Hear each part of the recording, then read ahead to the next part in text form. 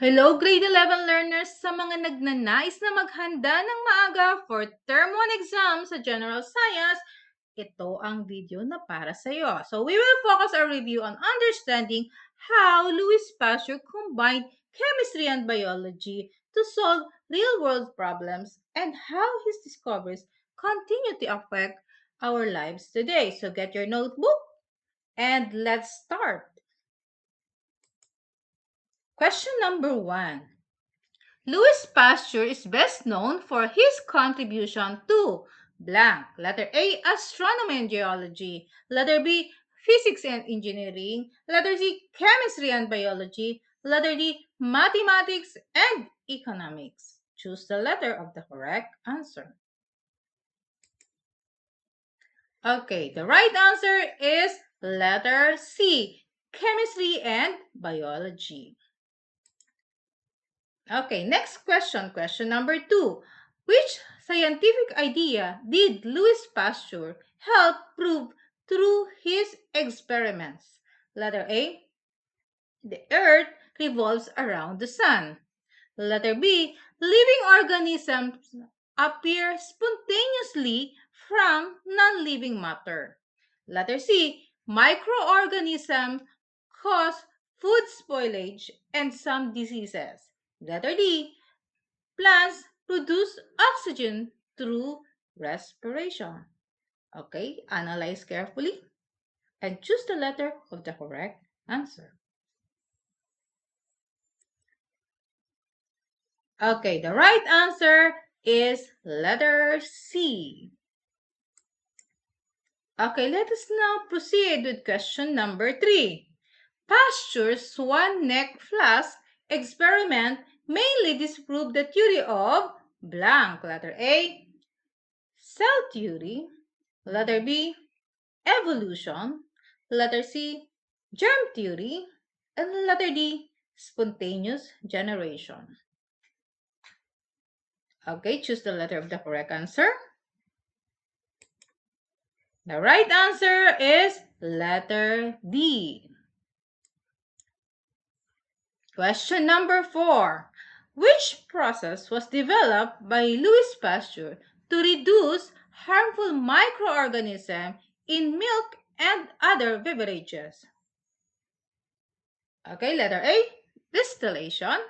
Letter B, fermentation. Letter C, freezing. Letter D, pasteurization. Choose the letter of the correct answer.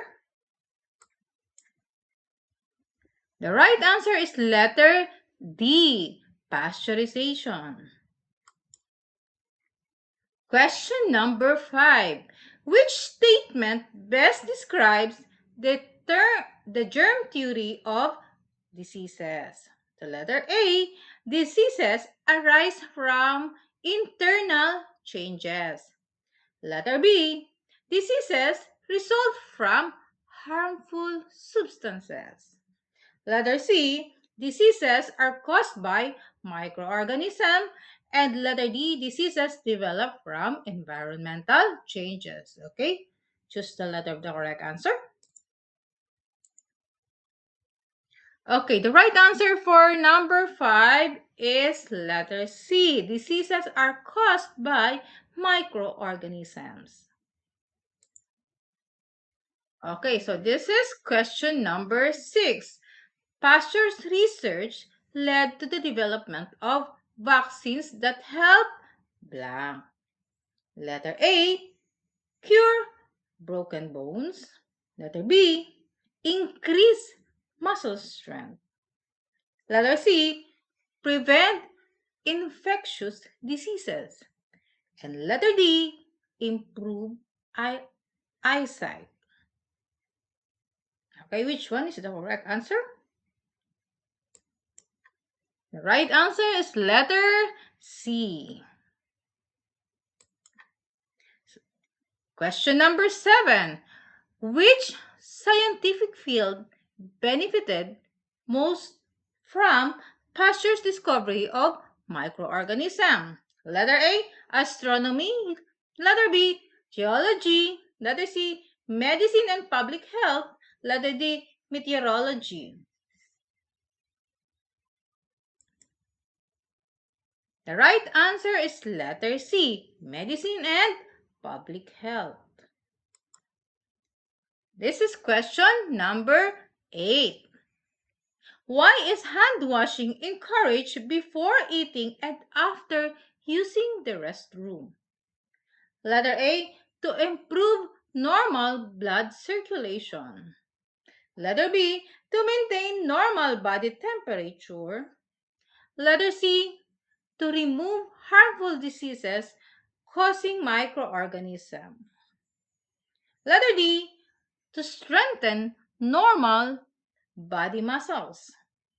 Choose the letter of the correct answer. The right answer is letter C, to remove harmful disease-causing microorganisms. Okay, number 9. Which statement best explain why Louis Pasteur discoveries remain important today? Letter A, they led to safer food processing and better disease prevention. Letter B, they increased the production of household cleaning products. Letter C, they helped invent modern electronic appliances. Letter D, they improve methods of manufacturing plastic containers. Which one is the correct answer? The right answer for number 9 is letter A. Okay, so this is question number 10.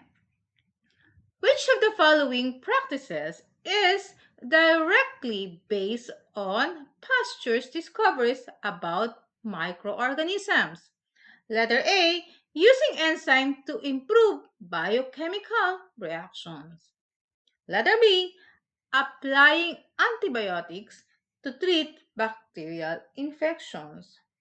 Letter C, sterilizing medical equipment before surgical procedures. Letter D, using nutrients to support cellular metabolism. Analyze carefully and choose the letter of the correct answer. Okay, so the right answer for number 10 is letter C, sterilizing medical instrument before surgical procedures. Before we continue our review for PISA-like questions, can we ask a small favor? If you're finding this video helpful, please give it a like. And if you haven't subscribed yet, don't forget to hit the subscribe button. So maraming salamat po. Let's continue. Question number 11.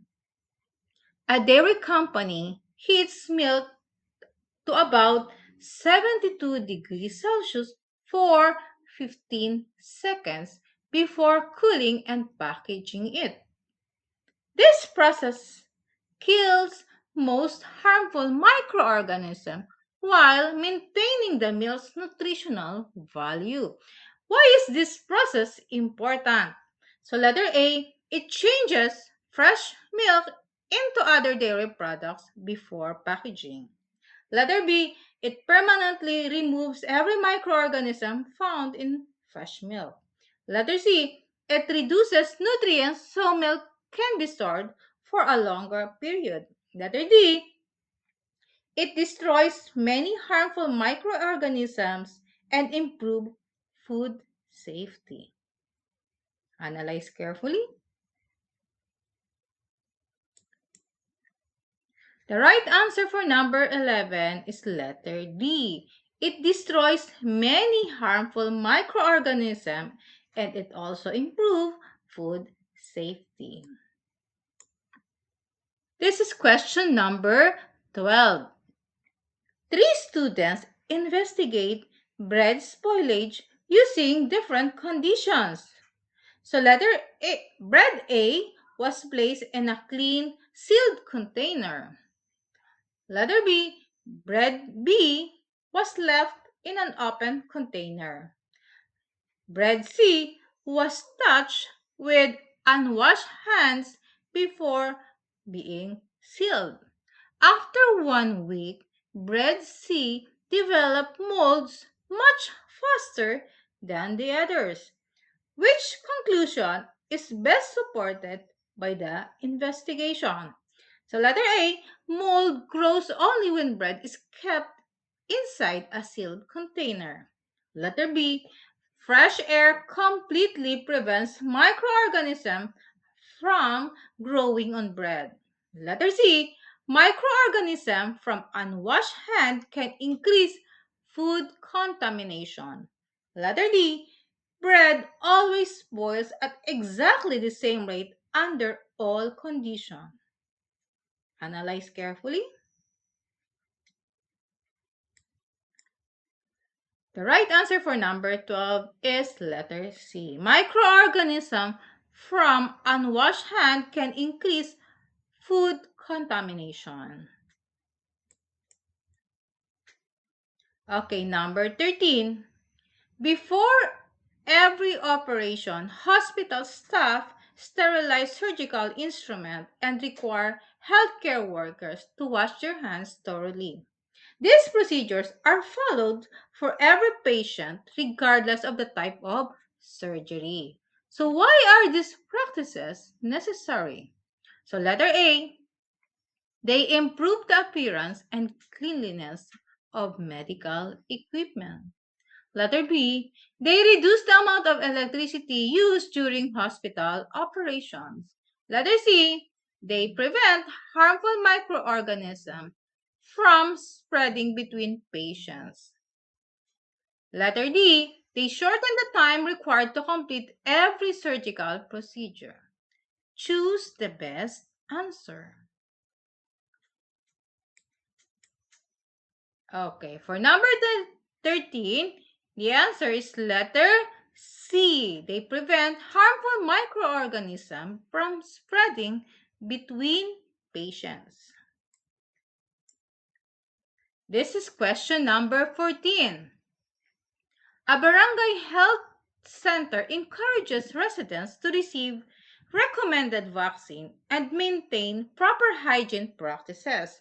Some residents believe micro vaccination is unnecessary because medicines are available to treat diseases after infection.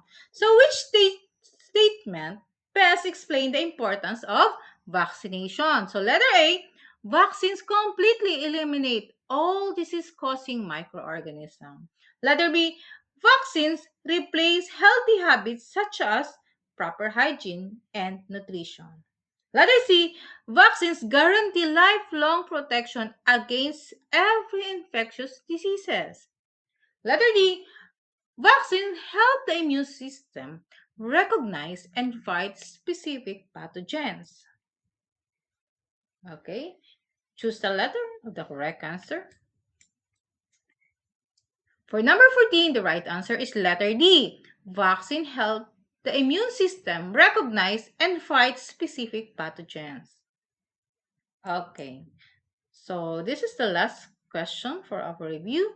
A student reads that Pasteur studied fermentation as a chemical process and later showed that microorganisms were responsible for it. What does this demonstrate about Pasteur's work? Letter A, he combined chemistry and biology to explain fermentation. Letter B, he used biology to replace chemical studies of fermentation. Letter C, he studied microorganisms without applying chemical principles. Letter D, he focused only on chemical changes in food and beverages.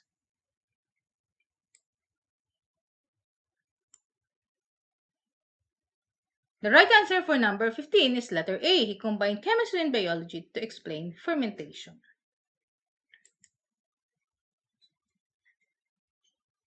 Okay, so we will continue our review on the next video.